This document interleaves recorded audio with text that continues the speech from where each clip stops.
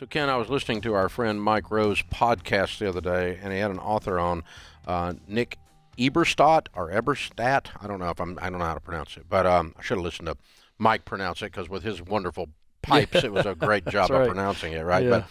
But Mike has been sounding the same alarm that you and I have been sounding, particularly you, that we have what you were saying at the break is a social crisis evolving, and it's showing up in the unemployment numbers when we properly measure them. Now, this economist is a mathematician that did this book, How Things Work. I guess that's Mike's podcast. I don't see the name of his book off the top of my head. Somebody handed it to me the other day at an event I believe it's Men at Work, if I'm not mistaken, something along those lines. But the essence of their discussion that you and I have been having a similar discussion is this shift in the workplace right now, that we've got a large number of jobs available and no one applying for them. There's a shortage of labor for the first time in post-World War II America. We've never seen this in modern America. And the reason there's a shortage is not because the jobs are so plentiful. It's because there are, according to this article from Fox News, quoting Mike Rowe and quoting this economist, there are now 7 million able-bodied males between 25 and 40 years old that are able to work and are not even looking for work. Yeah, it's correct, and it's staggering. And so the point here is that what's going on? This is causing massive economic problems. Before we look at the social, very quick glance here. When you have a gap in the jobs like we've had now for the last 2 years, then you've got real small businesses being hurt by this. Think about the restaurants in your small town. They can't find people to work, and it's affecting their livelihood. Then the other economic factor is, of course, we saw and we still see a war for talent. And so wages have gone up tremendously in the last 2 years, which has now led to a stubborn inflationary period that we are in. Now, that's the economic piece. The social piece, what's crazy about this is that you've got 6.8 million people that last month, according to the latest jobs report and the Census Bureau, 100 million Americans weren't working last month. Now, half of them 100 million. That's 100 not million. right. 100 million. But half were working. No, hold on. No, we don't have 100 million unemployed. There's only 300 million in the whole stinking Didn't say country. they were unemployed. I'm saying just not working, period. I'm just breaking the numbers down for you. Oh, yeah, like toddlers. Half are retired. Okay. Okay. All right. Another 12% are dealing with some type of long-term illness, or disability. Okay. And then 5.6 million people saying, I don't want to go back to work because they're scared of COVID. And then the number is right at 7 million that are saying, I don't want to work. And those are the men. So the social factor that's going on here is you've got two factors. One, you've had decades and decades of entitlements. Starts with welfare. And then if you look at during COVID, where people were getting payments every week, every month, all right, so that's an entitlement where they're disincentivized to actually go back to work. And then, Dave, I think the fact that for decades we've literally taken the pain away from our kids. We've removed the struggle. And I don't say this with jest, but I think when you look at things like everybody gets a trophy for participation, and nobody learns the sting of failure.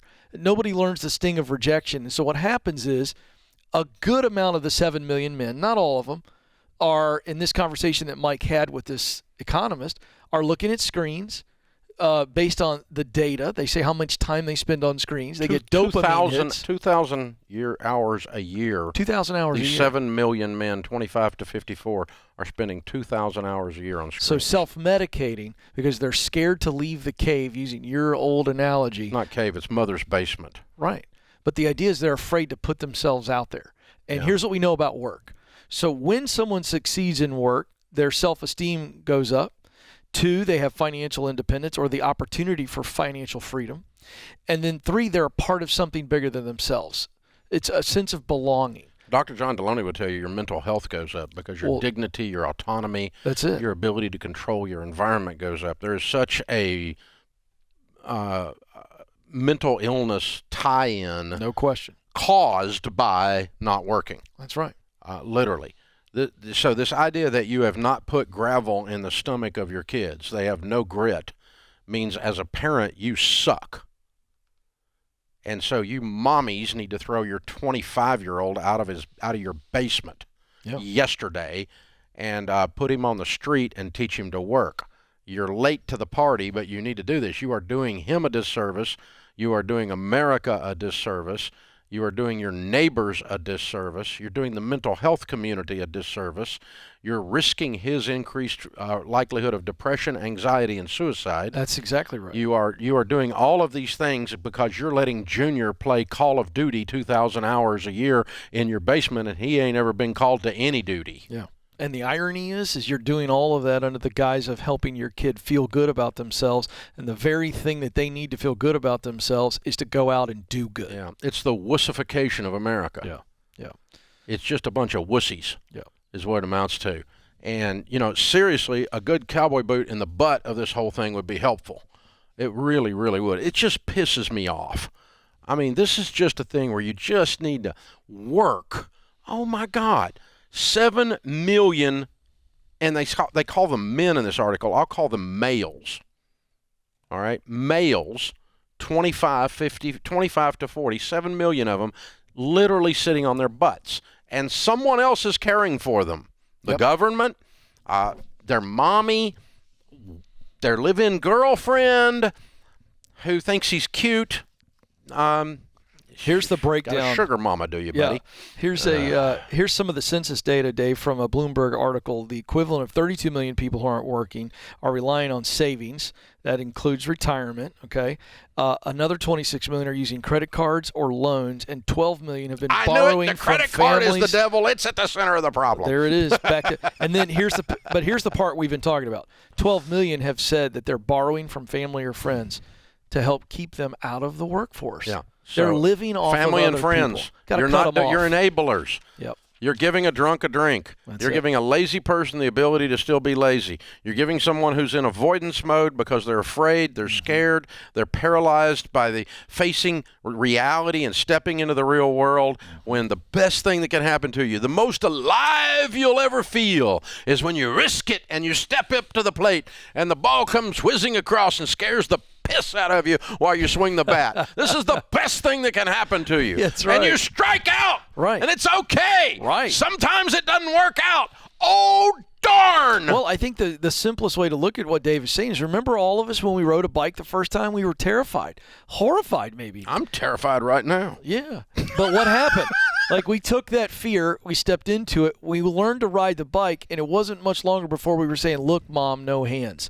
We go from terrified to get on the bike to look, Mom, no hands. And that's the human spirit. The idea of these kids, these men, I shouldn't say kids, but some of them are emotionally kids. Yeah. They need to feel alive, and the way you feel alive is by making a contribution for yourself and for others. That's simple. You don't feel alive where there's no risk.